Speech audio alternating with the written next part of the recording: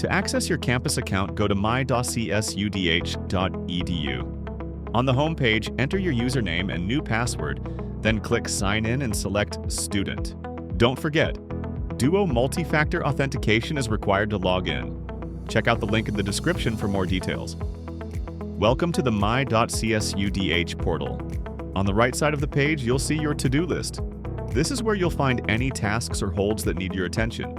If there's a hold or an item on your to-do list, make sure to complete it as soon as possible. Your portal reflects the most up-to-date admissions information, and new items may be added to your to-do list at any time. We recommend checking your account at least once a week for updates.